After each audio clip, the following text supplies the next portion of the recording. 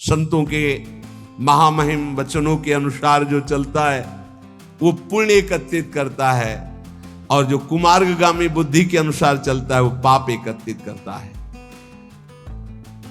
भगवान के सिवा, सुनो महापुरुषों के वचन है, भगवान के सिवा तुम किसी और का सहारा लोगे तो अंत तक तुम्हें पछताना पड़ेगा। भगवान के सिवा किसी और का सहारा लोगे तो अंत तक तुम्हें पछताना पड़ेगा और नरक जैसा जीवन हो जाएगा, नरक जैसा जीवन। भगवान के आश्रय में जो अपार सुख होता है कैसे हम तुम्हें बताएं।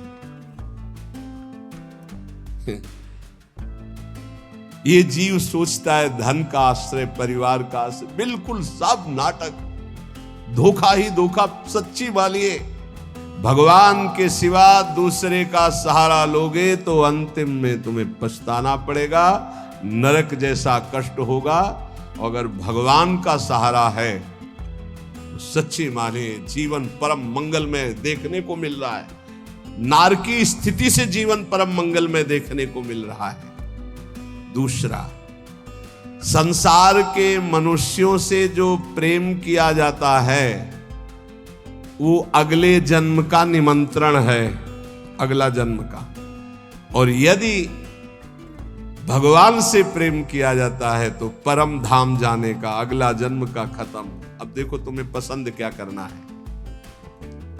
तीसरा, जिस शरीर में जितनी आसक्ति कर लोगे अगला वही जन्म उसी शरीर का मिलेगा। जैसे हिरण के शरीर में आसक्ति कर ली तो भरत जी हिरण बन गए, पुरंजन ने स्त्री में आसक्ति कर ली तो पुरंजनी बन के अगले जन्म में स्त्री बन करके जन्मा।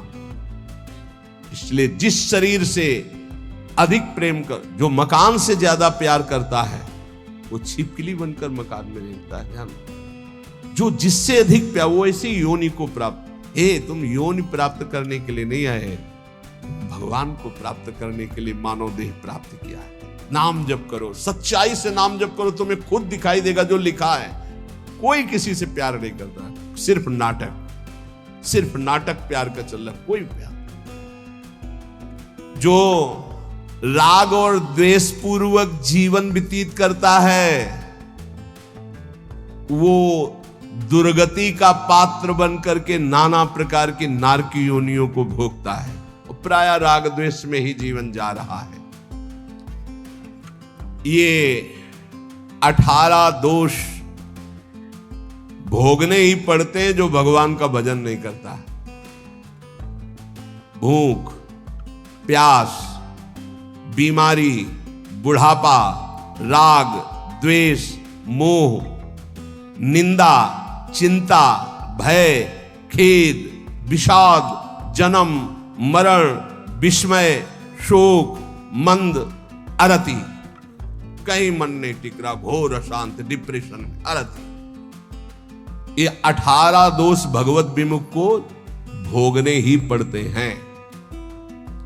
और यदि वो भगवान के आश्रित हो जाता है तो उसमें जैसे भूख है, प्यास है, बीमारी है, बुढ़ापा है, इन सब में भगवान का एक विशेष कृपा प्रसाद रहता है। देखो, बेटा और बहू की कथा सुन चुके। एक संत भगवान ने कभी शिष्य नहीं बनाए थे, श्रीधर बाबा। और जब वृद्धावस्था आई तो अपने लोग 8-10 संतों की होड़ लगती थी कि देखो आपने 1 घंटा सेवा की है, अब आप हटिए, अब हम सेवा। और जानते उनको कैसे सोच कराई जाती थी? ऐसे टांग लिया जाता था 2 संत, वैसे हाथ में कराए। क्यों? क्योंकि भजन करते थे। सौभाग्य था, किसको शौच कराने को मिले, किसको स्नान कराने को मिल जाए, किसको वस्त्र धारण। ये सौभाग्य, भगवान के सिवा किसी को अपना नहीं माना। तो ऐसे गोद में, संतों की गोद में उनकी सेवा होती थी। और अंतिम समय राधा राधा मुख से निकल रहा था, सब संत कीर्तन कर रहे थे और ऐसे पधारे, पूछो ये है ना कोई शिष्य, ना कोई जगह, ना कोई 1 रुपया। तो ऐसे भगवान की तरह अंतिम समय उनकी पूजा हुई। जब उनका शरीर असमर्थ था, ड्यूटी लगती थी, अलग अलग ड्यूटी लगती। कई संत भगवान अपने ड्यूटी लगी थी कि इतने बजे से इतने, और लड़ाई होती थी। देखो आपने 1.25 घंटा आज कर लिया, 15 मिनट ज्यादा कर लिया, अब आप हटिए, आप मुझे तो कहते यार थोड़ी देर और कर ले। मतलब लोभ लगता कि जितना अधिक मैं सेवा कर पाऊं। क्यों? क्योंकि भजन परायण थे और वहां पैदा किया है, संपत्ति दी है, लात मार रहे। भगवान से विमुख जो है उसे 18 दोषों को भोगना पड़ता है। जो भगवान के कृपा पात्र होते हैं उन्हें संत संग मिलता है। जिन्हें संत संग मिलता है उनमें अंत काल में जैसे भगवत प्राप्ति होगी वैसा संयोग बना दिया जाता है। अंत काल में दादू मन ही सो मल उपजय, मन ही सो मल धोई, सीख चले गुरु साधु की, तो तू निर्मल होई। नाम जपे रुचि साधु को, साधु जपे रुचि नाम, दादू दोनों एक टक, यहू आरंभ यहू काम। कह रहे मन गंदा हो गया है, अब मन ही निर्मल हो तब बात बनेगी। कैसे निर्मल हो? बोले गुरु का उपदेश, साधु का संग, ये साबुन है, बहुत जल्दी मन को निर्मल कर देता है। बोले जब नाम जपे तब रुचि साधु की, जब नाम जपो कहे तो संतों में तुम्हारी प्रीति हो जाएगी, और जब संत नाम देंगे तब भगवान में प्रीति हो जाएगी। ये नियम है, ये सिद्धांत। गुरुमुख के प्राप्त नाम से ही भगवत साक्षात्कार होता है। दादू हरि साधु यो पाइये, अविगत के आराध, साधु संगति हरि मिले, हरि संगत सुसाध। बोले जब हरि की कृपा होती तो साधु मिलते हैं, और जब साधु की कृपा होती है तो उस अविगत परमात्मा की आराधना शुरू होती है, तब वो हरि मिलते हैं। तो हरि की कृपा का फल साधु, और साधु की कृपा का फल हरि दर्शन। हरि जब अव्यक्त कृपा करते तब संत दर्शन मिलता है। अब मोहि भा भरोस हनुमंता, बिनु हरि कृपा मिले नहीं संता। तो मन भुवंग बहु विष भन्या, निर्विष क्यों न होई, दादू मिलिया गुरु गारुणी, तो निर्विष किया सोई। बोले ये मन बड़ा विष फैलाता है, काम क्रोध लोभ मोह मद मत्सर बड़ा विषयी बना दिया। तो बोले अब ये विष कैसे उतरे? बोले गुरु गारुणी, विष उतारने वाले गुरुदेव हैं। जो गुरुदेव ने नाम मंत्र दिया है उसको जपो तो मन का सारा विष उतर जाएगा, निर्विकार मन हो जाएगा। पूजा मान बड़ाइया, आदर मांगे मन, राम गहे सब परिहरे, सोई साधु जन। सबके मन में होती है हमारी पूजा हो, हमारी मान हो, हमारी बड़ाई हो, हमारा आदर हो। लेकिन साधु वही है जो मान बड़ाई आदर को स्वीकार नहीं करता, इच्छा नहीं करता। सब में मेरे प्रभु है, सबको प्रभु को भाव से प्रणाम। इतने विराट रूप भगवान इतने रूप में आकर दर्शन देते हैं, ये भाव नहीं रखना। मान बड़ाई आदर इसका कहीं भी नहीं। मेरे प्रभु आकर मुझे दर्शन देते हैं, करुणा करके इतने रूपों में दर्शन देते हैं। जो भगवान को प्राप्त करना चाहता है वो साधु कैसा होता है? जो मान बड़ाई आदर आदि को भी स्वीकार नहीं करता। विष सुख माही रमि रहा, माया हित चितलाई, सोई संत जो उबरे, स्वाद छोड़ी गुण गाई। संसार के विषय भोगों में रम रहे जीवों का उद्धार कौन कर सकता है? बोले संत। बोले कौन संत? जो बोले केवल भगवान के गुण गा रहा, उसके बदले में कुछ नहीं चाहता है। अगर कुछ चाह है, रुपया पैसा भोग सामग्री स्वाद मान बड़ाई प्रतिष्ठा, तो उसकी वाणी का प्रभाव नहीं पड़ेगा।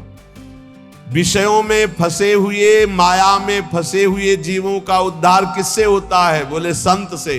बोले किन संत से? बोले सोई संत जन उबरिया, जो स्वाद छोड़ी गुण गाई। स्वार्थ स्वाद इनको छोड़कर कोई भी चाह नहीं, केवल स्वांता सुखाए तुलसी रघुनाथ गाथा। बोले ऐसे संतों की वाणी से माया में फंसे हुए लोगों का उद्धार होता है। साधु मिले तब उपजे हृदय हरि को ध्यान, दादु संगति साधु की अभिगत पुरवै आन। बहुत शीघ्र परमात्मा प्राप्ति होती है ऐसे संत महात्मा के संग से, उनके बताए हुए ध्यान नाम गुण कीर्तन से बहुत जल्दी भगवत साक्षात्कार होता है। प्रेम कथा हरि की कहें, करें भगत ल्यो लाई, पीवे पिबावे राम रस, सो जन मिलवो आई। बोले बड़े संतों की पहचान क्या होती है? बोले जिनके पास बैठने से केवल भगवत चर्चा ही हो, हमारे आचरण सुधरे, हरि नाम में प्रीति हो, हरि चरणों में प्रीति हो, भक्ति का हृदय में प्रादुर्भाव हो, वो स्वयं भगवत रस पिए हुए हैं और वही भगवत रस हमें पिला सकते हैं। साहब सो सन्मुख रहे, सत्संगति में आई, दादू साधु सब कहें, सो निर्फल क्यों जाई। बोले साहब के सन्मुखता बनी रहेगी यदि संत संग रहेगा। साहब हरि के सन्मुख हो जाओगे, और सन्मुख होए जीव मोहि जबहि, जन्म कोटि अगनासौ तबहि। करोड़ों जन्मों के पाप उस जीव के नष्ट हो जाते हैं जो भगवान श्री हरि की सन्मुखता प्राप्त कर लेता है। वो सन्मुखता साधु संग से प्राप्त होती। साधु संग कभी निष्फल नहीं हो सकता। अमोघश्च निर्वैरी सब जीव सो संत जना सोई, दादू एक आत्मा बैरी नाही कोई। संत वही, किसी भी संप्रदाय की मेड़ में नहीं, सब पूरा विश्व विश्वंभर सब जगह भास, एक ही परमात्मा तत्व अनंत ब्रह्मांडों में है। फिर मृत्यु लोक की बात क्या? निर्वैरी सब जीव सो संत जना सोई। सब किसी से बैर नहीं, सब अपने हैं, सब अपनी आत्मा है। दादू एक आत्मा बैरी नाही कोई, काहे को दुख दीजिए घट घट आत्म राम, दादू सब संतोषिए यही साधु को काम। घट घट में हमारे प्रभु रमे हुए हैं, जो उसका साक्षात्कार कर लेता है वही भगवत प्राप्त होता है। कैसे साक्षात्कार होता है? एक अक्षर पीव का सोई सत कर जानी, हरि नाम सतगुरु कहा दादुर सो परवाणी। जो गुरुदेव ने अक्षर बोला बस उसी पकड़। ये बहुत जगह महापुरुषों से मिला है। गुरु द्वारा दिए गए नाम मंत्र का अद्भुत चमत्कार है, बस उसी में लग जाओ, जितना जपोगे उतना ही लाभ मिलेगा। दादू नी का नाम है, तीन लोक तरी जाए, रात दिवस रटिबो करे। रात में बड़े भाग्यशाली जिनको ये पता है कि जाना है मुझे, तो खूब अधिक धन कमा ले, नाम रूपी धन। राधा राधा राधा राधा वल्लभ राधा वल्लभ। दादूनी का नाम है, हरि हृदय न विसारी, मूर्ति मन माही बसे सांस सांस संभारी। तब जानना कि हमारा नाम रंग ला रहा है, जब हर श्वास में नाम चले और सामने नामी की छवि विराजमान हो। दादू साहब कह रहे, मूर्ति मन माही बसे सांस सांस संभारी, दादूनी का नाम है, आप कहे समझाई, और आरंभ सब छाड़ दे, हरि नामो ल्यो लाई। केवल लगन लगा लो नाम में, सब पूर्ति हो जाए। जितना नाम अधिक जपोगे, श्री भगवान गीता जी में कहते हैं कि कई प्रकार के हमने यज्ञों का वर्णन किया। श्रेयान द्रव्य मयाद्यज्ञाज ज्ञान यज्ञ परंतप, सर्वम कर्माखिलम पार्थ ज्ञाने परिसमाप्यते। बड़ी यज्ञ अभी कल चर्चा की थी कि श्री भगवान ने बताया ब्रह्म यज्ञ, द्रव्य यज्ञ, स्वाध्याय यज्ञ, तप यज्ञ, प्राणायाम यज्ञ, भगवदर्पण यज्ञ, अभिन्नता यज्ञ, कर्तव्य कर्म रूपी यज्ञ, विषय हवन रूपी यज्ञ, समाधि रूपी यज्ञ, योग यज्ञ, स्तंभ प्रवृत्ति, ये सब यज्ञ हैं। इन सब यज्ञों में भगवान कह रहे हैं जो द्रव्य यज्ञ है, रुपया पैसा से जो यज्ञ होती है, ये जितनी भी यज्ञ हैं इन सब में ज्ञान यज्ञ श्रेष्ठ है। सर्वम कर्माखिलम पार्थ ज्ञाने परिसमाप्तये, इसलिए श्रेयान द्रव्य मयाद यज्ञाज ज्ञान यज्ञ परम तप। परम कल्याण जो होता है वो ज्ञान होने से होता है। इतना तो ज्ञान हो जाना चाहिए कि हमारा स्वरूप भगवान का अंश है, भगवत स्वरूप है। हम शरीर में फंस गए और मुझे मुक्त होना इस शरीर से, इस शरीर से मुक्त होना है। अगर इस शरीर से मुक्त नहीं हुए तो बहुत घटिया शरीर मिलने वाले हैं, कीड़ा मकोड़ा कितने योनियां हैं। जो रुपये से यज्ञ होती है उसमें महत्ता धन की होती है, इसलिए वो परम लाभ नहीं प्राप्त हो पाता द्रव्य यज्ञ के द्वारा। द्रव्य यज्ञ में सब पदार्थ आ जाते हैं यज्ञ के, क्योंकि वो सब अर्थ से प्राप्त होते हैं। एक द्रव्य यज्ञ करे 10 अश्वमेध यज्ञ, और एक बार श्री कृष्ण को भाव से प्रणाम कर ले तो 10 अश्वमेध यज्ञ करने वाला श्री कृष्ण को प्रणाम करने वाले की बराबरी नहीं कर सकता। अब आप विचार करो द्रव्य यज्ञ कितना छोटा है जिसको बहुत बड़ा माना जाता है। यहां भगवान कह रहे हैं द्रव्य यज्ञ से श्रेष्ठ है ज्ञान यज्ञ, क्योंकि सभी यज्ञ कर्मजन्य और कर्म करने वाले में यह रहता है कि मैंने ये किया।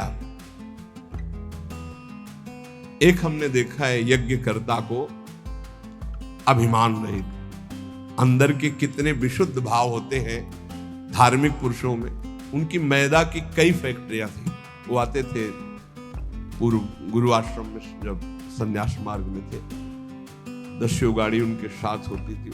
बहुत दूर से गाड़ी और पादुका उतार करके सबको वहीं रोक कर अकेले आते। उन्होंने जब यज्ञ कराई, सब जो यज्ञ के, एक हाथ में टोकरी एक हाथ में सोनी, जहां कोई खा पी के हर सुविधाएं सब पवित्र वैदिक सिद्धांत से होना, और उनका काम केवल यही था झाड़ू और टोकरी ले। पूरे किलोमीटर में यज्ञ मंडप था, पूरी सब व्यवस्थाएं, और अकेले, किसी का चंदा नहीं, कि खूब अर्थ था, और वो स्वयं ये करते थे। जब कोई उनसे पूछता यज्ञ, कहीं भी कोई पोस्टर बैनर नहीं, और कोई पूछता यज्ञ कौन कराते, तो हमें तो पता नहीं, हम तो यहाँ दोना पत्तल फेंकने की सेवा मिली, बस वो जानते हैं। कोई नहीं जानता था यज्ञ कौन करा रहा। खूब आनंद मंग ऐसे कोई द्रव्य यज्ञ करने वाले बिरला होते हैं जो भगवत समर्पित होते हैं, पर उनको ज्ञान है इस बात का कि तो दियम वस्तु गोविंदम तुभ्यमेव समर्पये, देनहार कोई और है देत रहते दिन रैन,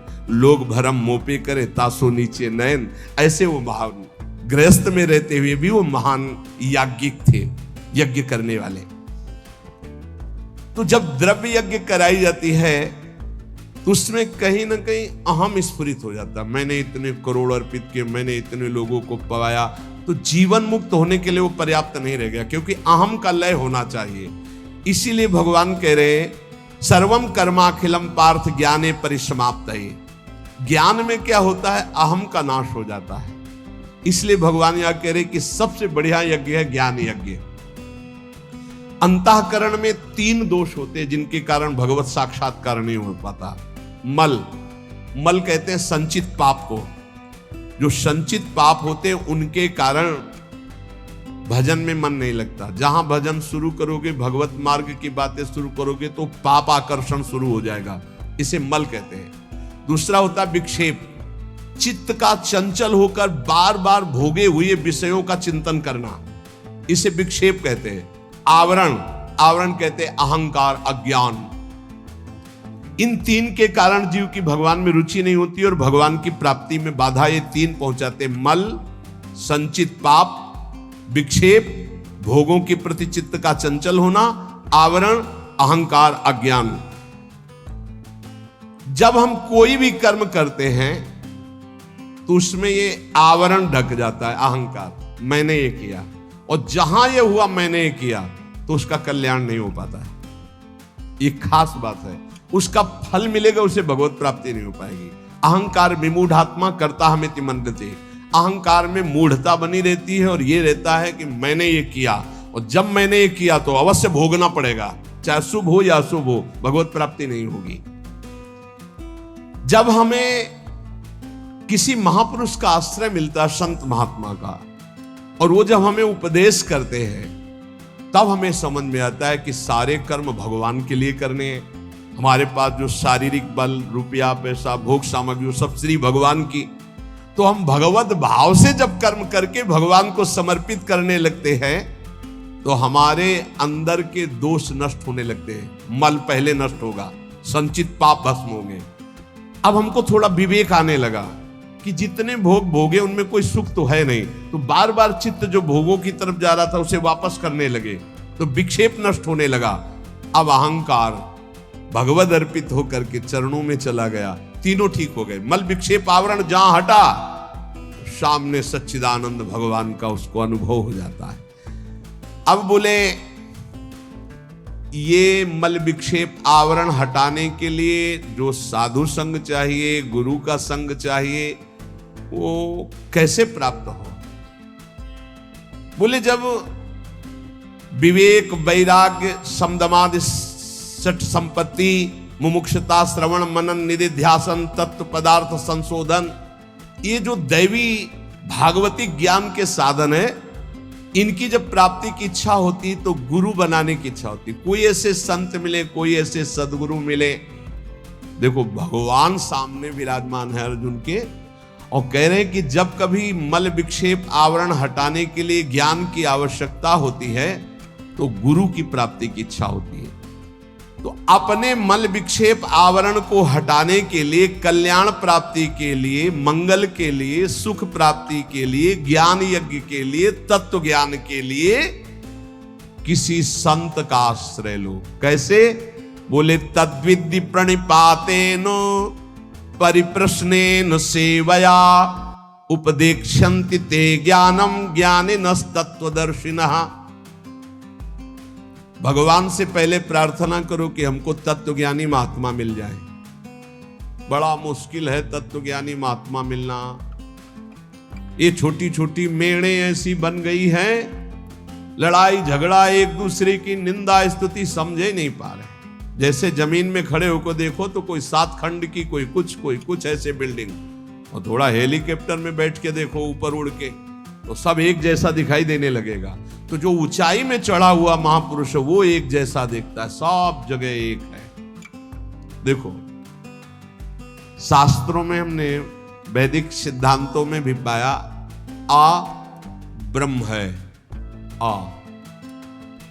अब आप कुछ भी बोलो, आ निकलेगा। सर्वव्यापी ब्रह्म आ है, ये हमने शास्त्रों में पाया।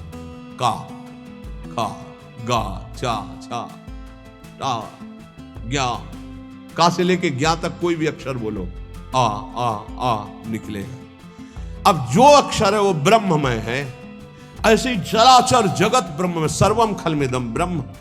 अब ये वेद सिद्धांत पढ़ते हैं, लड़ाई झगड़ा कहां रह गया, कहां निंदा स्तुति रह गई, कहां राग द्वेष रह गया, कहां छोटा बड़ा रह गया, कहां अपना पराया रह गया। यही समझ। सनातन आकाश की तरह है, ध्यान रखना। सनातन धर्म आकाश की तरह है, सनातन धर्म वायु की तरह है, सनातन धर्म जल की तरह है, सनातन धर्म पृथ्वी की तरह है, सनातन धर्म सूर्य की तरह है। जहां देखो वही सनातन सूर्य, सनातन वायु, सनातन जल, सनातन भूमि, सनातन आकाश, सनातन अग्नि, अंदर और बाहर, यह है सनातन। तो ब्रह्म सनातन, परमात्मा सनातन, तो धर्म सनातन, उसको समझो। ये छोटी छोटी मेड़े नहीं, सनातन। सनातन आकाश की तरह है, सनातन वायु की तरह है, सनातन अग्नि की तरह है, सनातन जल की तरह, सबका भरण पोषण सनातन। भगवान सबसे पहली बात कह रहे हैं, ज्ञानिनस तत्वदर्शिना। किसका संग करना है? तत्वज्ञानी का। हरिवंश महाप्रभु कह रहे हैं, कैसे प्रिया प्रीतम के प्रेम में जाओगे? बोले ये क्रूरापि पापिनो न च सताम संभाष्य दृश्या से सर्वान वस्तुतया निरीक्ष परम स्वाराध्य बुद्धिर्मम। सबको आराध्य रूप में देखो, चाहे पापी हो चाहे पुण्यात्मा, सब में राधा वल्लभ लाल विराजमान है। यह आचार्य का आदेश है। यह है ज्ञानिनस तत्वदर्शिना, सब जगह अपने इष्ट को देखना। ये कहां मिलेंगे? ये भगवान मिलाएंगे। भगवान से सबसे पहले प्रार्थना करनी चाहिए कि मुझे ऐसे संत का सानिध्य दीजिए जो आप में रमण करता हो। मैं तो नहीं पहचान पाऊंगा प्रभु, आप मेरे हृदय को भी जानते हो और संत को भी जानते हो, तो मुझे संत संग दीजिए। अब मोहि भा भरोसा हनुमंता, बिनु हरि कृपा मिले नहीं संता। और जब संत मिले तब क्या करो? तो बोले तद्विधि प्रणिपातेन परिप्रश्नेन सेवया। अर्जुन पहले उन महापुरुषों के पास जाए तो जाकर उनको साष्टांग दंडवत करे। संपूर्ण आत्मसमर्पण का भाव साष्टांग दंडवत में माना जाता है। ऐसा भगवान क्यों कह रहे हैं? क्योंकि बिना श्रद्धा के आपको ज्ञान प्राप्त नहीं हो सकता। श्रद्धावान लभते ज्ञानम। अगर श्रद्धा कमजोर है तो ज्ञान नहीं प्राप्त हो सकता। अगर वास्तविक किसी संत का लाभ लेना है तो श्री भगवान ने आदेश किया, पहले अहंकार छोड़ो, पहले कोरे कागज की तरह उनके पास जाओ। यहाँ इतनी लिखा पढ़ी करके आते कि डस्टर चलाने को मना ही नहीं होता। इतनी लिखा पढ़ी पहले से ही रखी हुई है, बिल्कुल बेकार। आप सच्ची मानिएगा 70 वर्ष जीवन के हो गए, अभी तक ये नहीं निर्णय कर पाए कि मुझे चलना किधर है। अहो भाग्य है आप लोगों का जिनको ये चित्त का समाधान हो गया कि मेरा मार्ग क्या है। 70 वर्ष हो गए और अभी ये नहीं पता कि चौराहे पे खड़े कि जाऊं किधर, ज्ञान मार्ग में जाऊं कि ध्यान मार्ग में जाऊं कि योग मार्ग में जाऊं, भजन मार्ग में जाऊं कि, अभी तक ये निर्णय नहीं। भगवान कह रहे किसी ज्ञानी महापुरुष का आश्रय लेना है तो श्रोत्री और ब्रह्मनिष्ठ दो बातें कही है। श्रोत्री कहते हैं जिन्होंने खूब गुरुजनों के चरणों में बैठकर शास्त्रों का श्रवण किया है, और ब्रह्मनिष्ठ जो उसी तत्व में स्थित हो चुके हैं। ऐसे महापुरुषों से निवारण होता है संसार का, जिनका एक ही उद्देश्य केवल श्री भगवान और भगवान में स्थित है। भगवान आदेश करते प्रणिपातेन, उन महापुरुषों के पास जाए, हाथ जोड़कर साष्टांग दंडवत करे, नीचवत सेवेत सदगुरुम, अपने को सबसे नीचवत मान करके सदगुरु का सेवन करे। कभी भी शरीर से गुरु का निरादर न करे, तिरस्कार न हो, इसलिए गुरु के सामने नम्र सरल और जिज्ञासा के भाव से उनकी आज्ञा पूर्वक सेवा करे। अपने आप को गुरु के चरणों में सबसे छोटा अधीन सेवक समझे। शरीर और वस्तुएं दोनों गुरु के आज्ञा के अनुसार हैं। साष्टांग दंडवत प्रणाम का मतलब है मेरा शरीर गुरु की आज्ञा पे चलेगा, अहम गुरु के चरणों में अर्पित है। सेवया, भगवान कह रहे परिप्रश्नेन के लिए सेवया, शरीर और वस्तुओं से गुरु की सेवा गौण, मुख्य है गुरु की आज्ञा का पालन करना। जिससे गुरु प्रसन्न हो बस वही कार्य करना। उनकी प्रसन्नता प्राप्त हो गई, उनके मन के संकेत के अनुसार तुम्हारी चेष्टा हुई, उनकी आज्ञा के अनुकूल तुमने कार्य किया, तो प्रश्न करना ही नहीं पड़ेगा, उत्तर तुम्हारे हृदय में अपने आप आ जाएगा। देख लेना, संत महापुरुषों की सबसे बड़ी सेवा होती है उनके संकेत के अनुसार चलना, उनके इशारे को समझना, वो किधर चलाना चाहते हैं, वो क्या चाहते हैं, अपना जीवन उनकी आज्ञा में अर्पित करना। संतों को जितना सिद्धांत प्रिय है उतना अपना शरीर प्रिय नहीं है। तो एक आदमी संत की शरीर सेवा करे, उनकी आज्ञा का उल्लंघन करे, और एक आदमी केवल उनकी आज्ञा का पालन करे, तो संत कृपा उसके पास ज्यादा फलीभूत होगी जो आज्ञा का पालन कर रहा है। संत सिद्धांत की रक्षा के लिए अपने प्राण त्याग सकते हैं, इसलिए सच्चा संतों का सेवक वही है जो उनकी आज्ञा का दृढ़ता पूर्वक पालन करता है। तो पहले प्रणिपातेन साष्टांग दंडवत, सेवया, तन मन वचन से उनकी सेवा, फिर परिप्रश्नेन, तब प्रश्न बनता है। केवल प्रश्न होना चाहिए परमात्मा की प्राप्ति का। अब जैसे लौकिक सांसारिक बातों को आप हमारा भी समय नष्ट करेंगे, अपना भी समय नष्ट करेंगे, वो तो आप भोग ही रहे हो। आप उनसे कैसे निकल पाओ, इसके लिए तो संत समागम मिला है। अब वहां आकर भी प्रपंच की चर्चा, अब हम कैसे बताएं? अब हमसे आकर के मान लो वोट का समय चल रहा है, हम तो खुली बात करते हैं, हमारा उद्देश्य भगवत प्राप्ति का है। अब हमारे पास आए साष्टांग दंडवत किए बैठे हो, भी वोट में खड़े हैं, आपका आशीष चाहिए, तो भाई जय विजय इस पर ध्यान न देकर राष्ट्र सेवा पर ध्यान दो। बाहरी जय विजय कोई विशेष बात नहीं, राष्ट्र सेवा की प्रीता ही विजय श्री है। तुम हार होते हुए भी हारोगे नहीं यदि राष्ट्र सेवा का भाव है, और यदि राष्ट्र सेवा का भाव नहीं, पद भोग का है, तो विजय होते हुए भी तुम्हारी हार है, वो कोई खास बात नहीं। महाराज श्री ने विजय श्री का आशीर्वाद दिया।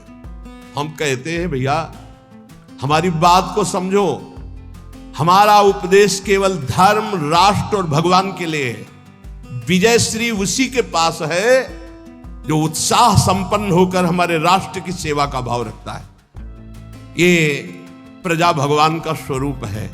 जब आप प्रजा को प्यार करोगे, उनके बीच में जाओगे, उनकी समस्याओं को देखोगे, वहां समस्याओं का निदान करोगे, अपने आप हमारे भारत के प्रिय रहेंगे। हमारा उद्देश्य भगवत प्राप्ति, हमारा उद्देश्य नेता और महान जनों को गाइड कर सके, ऐसी मेरी सामर्थ्य नहीं। हम तो उनके गाइड के लिए हैं जो इस संसार से छक गए हैं और भगवान की प्राप्ति करना चाहते हैं कि अब मैं भगवान को प्राप्त। हम न किसी के वोट जिता पाएंगे और न किसी के हम सहयोग कर पाएंगे। हम इतने बड़े महात्मा नहीं हैं कि विजय श्री नहीं होगी। कह तो दिया, किसकी विजय हो गई? कुछ नहीं होगा। हाँ, हरिशरणम राधा राधा राधा, पक्का संसार से विजय प्राप्त कर लोगे, माया पर विजय प्राप्त कर लोगे।